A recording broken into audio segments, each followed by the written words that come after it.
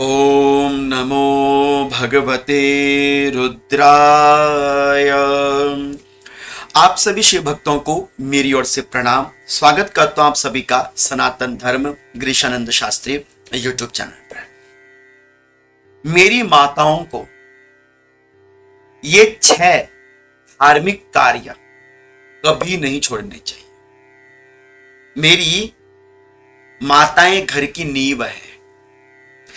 धर्म जितना प्रगाढ़ होगा परिवार उतना ही समृद्ध होगा। इस अहंकार में मत रहिएगा कि धन कमाने से घर चलता है, धन कमाने से जीवन चल सकता है, आपकी आवश्यकताएं पूरी हो सकती हैं, लेकिन परिवार आपका धर्म करने से चलता है। तो घर में जितना धन के लिए आप प्रयास करते हैं उतना ही धर्म के लिए प्रयास कीजिए।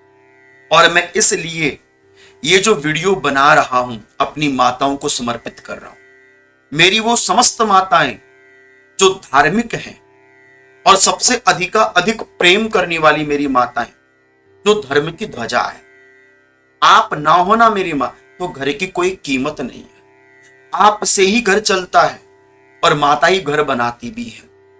इसलिए प्रत्येक मां कुछ ना कुछ अच्छा करती रहती है कि मेरा घर बनता रहे, मेरा घर सजा रहे। केवल रंग रोगन करने से घर नहीं सजता मां, धर्म करने से घर सजता है। बाहर की चना चौक में आप अपने आप को मत उलझाना। अगर सजाना चाहते हो तो अपने परिवार को, बच्चों को, पति देव को, बूढ़े सास ससुर को, स्वयं को धर्म की पगडंडी से लेकर चलो। परिवार अपने आप ही आपके लिए देखिएगा, सजा हुआ दिखाई देगा, आपको प्रसन्न चित्त दिखाई देगा आपको। इसलिए मैं अपनी माताओं के निकट ये 6 धार्मिक कार्य रखना चाहता हूं और मैं चाहूंगा कि मेरी माताएं इन 6 धार्मिक कार्यों से कभी भी अलग ना हो। तो आओ मेरी मां सुनते हैं कि पहला धार्मिक कार्य क्या है। तुलसी का पूजन। मेरी माताओं का जीवन बिना तुलसी के अधूरा है। मेरी मां, आप सब कुछ करना, शिव जी पर जल चढ़ाना, व्रत करना, लेकिन बिना तुलसी के पूजन के मत रहना। उस घर में कभी देवता वास नहीं करते जिस घर में तुलसी का पूजन ना हो। इसलिए तुलसी का पूजन नित्य करना चाहिए और निरंतर करना चाहिए। ऐसा कोई दिन ना हो कि जिस दिन आप तुलसी में जल ना चढ़ाओ। ऐसा कोई दिन ना हो कि जिस दिन आप तुलसी में दीपदान ना करो। ऐसा कोई दिन ना हो जिस दिन आप तुलसी माता की जड़ को स्पर्श ना करो। और ऐसा कोई दिन ना हो जिस दिन आप तुलसी माता की परिक्रमा ना करो। तुलसी विटपस्थानम यस्या गरेव तिष्ठते तद्ग्रहम तीर्थ रूपम ही न यान्ति यम किंकरा। शास्त्र कहता है कि जिसके घर में निरंतर तुलसी का पूजन होता है उस घर में कभी यमराज के दूत वास नहीं करते, मरने वाले की कभी अधोगति नहीं होती। जिसके घर में तुलसी हो और माता तुलसी का पूजन हो। और तुलसी सबसे अच्छी सजाई देती है। सबसे अच्छा पूजन यदि कोई तुलसी का कर सकता है तो नित्य की दृष्टि में मेरी माता कर सकती है। इसलिए नित्य का पूजन करना मेरी मां, और तुलसी के पूजन से कभी वंचित मत रहना। इसलिए पहला कार्य, धार्मिक कार्य, तुलसी का पूजन। क्या क्या करना तुलसी पूजन में? नित्य जलदान, दूसरा दीपदान, तीसरा तुलसी माता के जड़ का स्पर्श, और चौथा 4 परिक्रमा करनी चाहिए माता तुलसी की। माता तुलसी को रोज प्रणाम करो। सुबह शाम दोनों टाइम तुलसी में दीपक जरूर लगाओ, अपने सामर्थ्य से लगाओ। लेकिन पहला कार्य, धार्मिक कार्य, प्रगाढ़ कार्य, मजबूत कार्य, तुलसी में दीपदान, तुलसी में जलदान, तुलसी का स्पर्श, और चौथा तुलसी की परिक्रमा। ये पहला कार्य तुलसी पूजन नित्य मेरी माओ ने करना। दूसरा, मेरी माताओं ने इस बात का ध्यान रखना है कि तुलसी पत्र तोड़ने का समय है, लेकिन तुलसी में जल चढ़ाने का कोई समय नहीं होता। हमारे मन में यह भर दिया गया कि एकादशी के दिन जल नहीं चढ़ता, द्वादशी में जल नहीं चढ़ता। देखो, तुलसी पत्र तोड़ने का विधान बताया है, किंतु जल चढ़ाना नित्य बताया गया है। इसलिए शास्त्र कहता है कि वैधृत्यो व्यतिपाते च भौमो भार्गव भानसु पर्वत संग्रांतौ द्वादश्याम सूतके द्वयो। केवल तुलसी में जल दीपदान कब नहीं होगा? बोले जब सूतक घर में लगा है। बाकी सर्वत्र तुलसी का पूजन रहता है, तुलसी में जलदान रहता है। बाकी आप अपनी दृष्टि से देख लीजिएगा। लेकिन पहला कार्य, धार्मिक कार्य, मेरी माताओं ने नहीं छोड़ना है। तुलसी का पूजन, यही आपके घर के व्यवस्थाओं को बनाकर रखती है। आप लाख शिव भगवान का पूजन कर लो, आप लाखों व्रत कर लो, यदि आपके घर के आंगन में मुख्य द्वार के पास यदि तुलसी नहीं है, आपका सारा जीवन और आपकी पूजा व्यर्थ है। इसलिए पहला कार्य तुलसी का पूजन। दूसरा जो मेरी माताओं ने कार्य कभी नहीं छोड़ना है, धार्मिक कार्य, वो है सूर्य भगवान को अर्घ्य। मेरी मां नित्यम सूर्य समर्चित, नित्य सूर्य की उपासना करनी चाहिए। आदित्यम गणनाथम च, पंच देवताओं में से प्रथम जिनको जल चढ़ता है वह सूर्य भगवान है। और शास्त्र कहता है कि आरोग्यम भास्कराम इच्छेद, यदि आप आरोग्यता की कामना चाहते हो, घर में बीमारियां ना आए, मेरी माताओं का पहला फर्ज बनता है कि वो सूर्य भगवान को अर्घ्य दें। बिना सूर्य को अर्घ्य दिए हुए कोई कार्य सफल नहीं होते। रविर विनायक चंडीशो विष्णुस्तथैव च अनुक्रमेण पूज्यन्ते वियुत कर्मेतु महत् भयम। मेरी माओ, जब तक सूर्य की पूजा नहीं, कोई पूजा नहीं। सूर्य अर्घ्य, उसके बाद फिर अन्य कार्य प्रारंभ करने चाहिए। पहले सूर्य भगवान को अर्घ्य दो, फिर तुलसी माता में अर्घ्य दो, उसके बाद फिर देवताओं का पूजन करो। ये आपका दूसरा कार्य है। ओम गृणी सूर्याय नमः, ओम गृणी सूर्य आदित्योम, इस प्रकार से मंत्र बोलते हुए, मेरी माताओं को मंत्र भी आते हैं। आजकल कुछ छोटा नहीं है, मेरी माताओं से बहुत समृद्धशाली बन गई है मेरी माताएं। तो मेरी माएं सूर्य भगवान को दूसरा धार्मिक कार्य कभी नहीं छोड़ेंगी, सूर्य भगवान को नित्य अर्घ्य देंगे। अब आपके मन में आएगा कि यदि हम मासिक धर्म में चले जाएंगे तो बोले मनसा सूर्य भगवान को अर्घ्य देना है, मनसा अपनी तुलसी माता को अर्घ्य देना है, मानसिक रूप से आपने ये कार्य कर लेने हैं। तीसरा कार्य जो मेरी मां ने कभी नहीं छोड़ना है, और वो है भगवान शिव का पूजन। आपके घर में मंदिर है, अच्छी बात है, मंदिर में देवता विराजमान है, अच्छी बात है। किसके भक्त हो मैं नहीं जानता, लेकिन बिना शिव की भक्ति का कुछ नहीं मिल सकता, बस ये बात को गांठ मार लीजिए। जिसके घर में मंदिर में शिव नहीं, तो वो मंदिर नहीं, वो मंदिर तो शमशान के तुल्य है।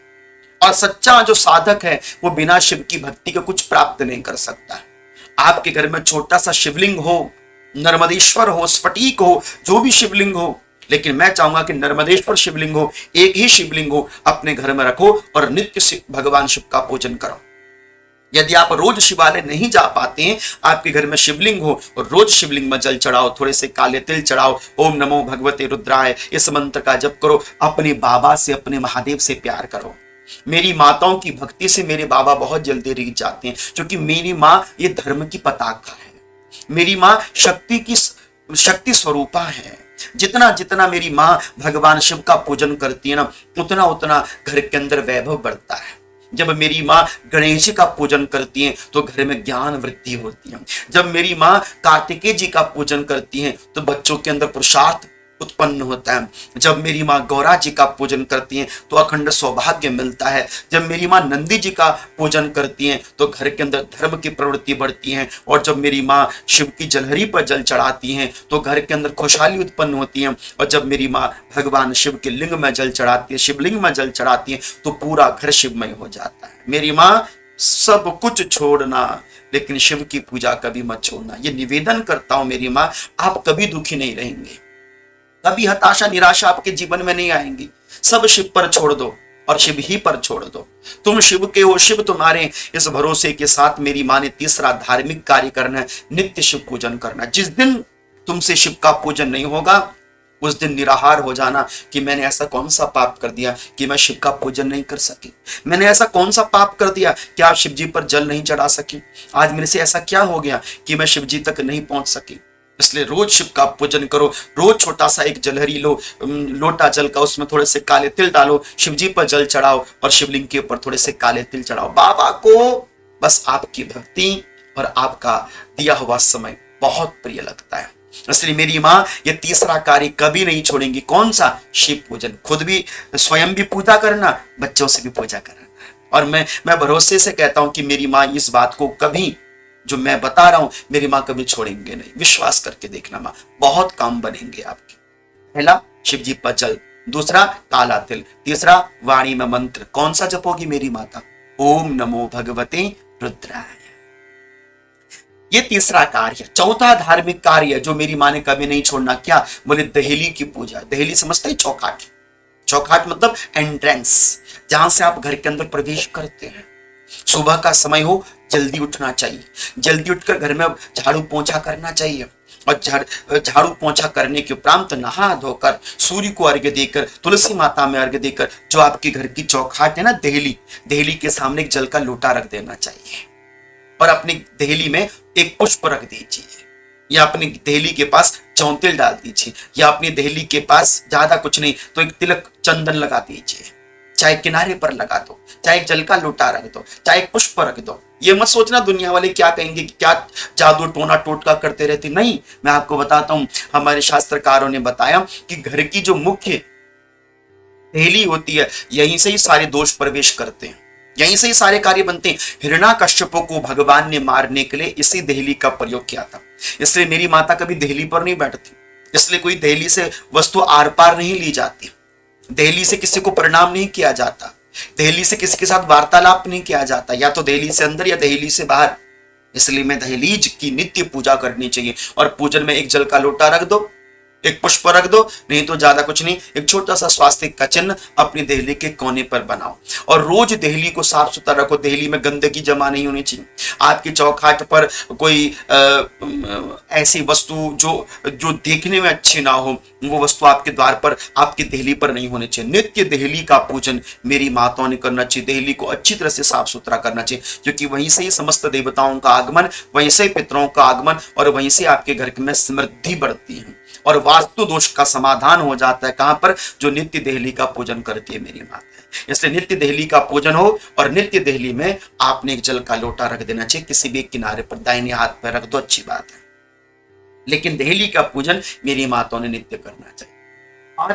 पांचवा कार्य मेरी माताओं ने क्या करना चाहिए? पांचवा कार्य मेरी माताओं ने अपने घर के मंदिर में रोज साफ सफाई करनी चाहिए। रोज नहीं कर सकते तो कम से कम 3 दिन में एक बार करनी चाहिए, हफ्ते में एक बार, 3 दिन में एक बार जरूर करनी चाहिए। और अपने घर में नित्य एक जल का लोटा मंदिर में जरूर रखना चाहिए।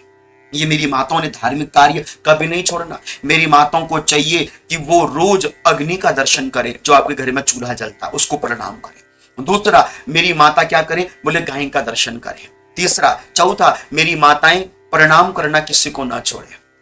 अभिवादनम शीलस्य नित्यम वृद्धो पसे विनः चत्वारि तस्य वर्धन्ते आयुर्विद्या यशो बलम्। जो माँ हो, बच्चा हो, बाल हो, गोपाल हो, कोई भी क्यों ना हो, जो नित्य चरण स्पर्श करता है वो कभी अभागा नहीं होता। इसलिए मेरी माताओं को सास के, ससुर के, अपने से बड़ों के निमित्त जहां जहां पैर छूने की प्रथा हो वहां पर नित्य चरण स्पर्श करना चाहिए। भगवान के चरण स्पर्श, गुरुजनों के चरण स्पर्श, सास ससुर के चरण स्पर्श अवश्यमेव करने चाहिए। ये मेरी माओं को कार्य कभी नहीं छोड़ना चाहिए। जो जो विवाहिता माता है, जिनका विवाह हो गया है, जो सौभाग्यशालिनी मेरी माताएं, उन्हें नित्य सिंदूर का दर्शन करना चाहिए। सिंदूर को माथे पर भी भरना चाहिए, मांग पर, और नित्य सिंदूर का दर्शन करना चाहिए। नित्य सिंदूर का स्पर्श मेरी माताओं को नहीं छोड़ना चाहिए। अपनी रसोई घर में जाओ, अग्नि जलाने से पहले अग्निदेव को प्रणाम करो। जब अग्नि जल जाए अग्निदेव को प्रणाम करो। जब घर में अन्न बन जाए, अन्नपूर्णा माता को प्रणाम करके जो रोटी बनती है आपके घर में, पहले गाय माता को देना चाहिए। ये मेरी माताओं ने ये धार्मिक कार्य नहीं छोड़ने। होने को मेरी माँ बहुत सारी चीजें हो सकती हैं, ये करो, ऐसा करो, वैसा करो, लेकिन नहीं, मैं चाहता हूं कि इन्हीं 5 चीजों में आप सारी जानकारियों को रख लीजिए। उलझना नहीं है, सुलझना है। व्यर्थ के अपवादों में नहीं फंसना। बगल का कौन क्या कर रहा है, कौन कैसा कर रहा है, इनमें आपने उलझना नहीं है। आपको शास्त्रीय सिद्धांतों के साथ चलना है। इसलिए मैं कहा करता हूं बार बार कि विश्वास मेरे ऊपर नहीं, शास्त्र प्रमाणों के ऊपर करना। और जितनी भी जानकारियां मैंने आपको दी है ये बहुत शास्त्रोक्त है। और हाँ, इसमें एक छोटी सी बात और ऐड कर लीजिए। अग्नि को प्रणाम, चूल्हे में, रसोई में गई, चूल्हा जलाया, अग्नि को प्रणाम। अन्न बनाया तो गाय माता को। और मेरी माताएं जो चाहती हैं कि घर के अंदर कभी क्लेश ना हो, असंतोष ना हो, तो मेरी माताओं को दूर्वा, दुर्वा समझते हैं, हरी घास जो गणेश जी को चढ़ाई जाती है, दूर्वा, उस दुर्वा का रोज स्पर्श करना चाहिए। कम से कम 5 दुर्वा, 11 दुर्वा, 21 दुर्वा नित्य तोड़कर भगवान गणेश जी में अर्पण करें। केवल रविवार के दिन दुर्वा नहीं तोड़नी चाहिए, बाकी नित्य रविवार को छोड़कर नित्य दुर्वा का स्पर्श करना चाहिए और दुर्वा को भगवान गणेश जी पर चढ़ाना चाहिए। इसलिए मेरी माताओं को यह मंगलकारी दर्शन अवश्यमेव करनी चाहिए।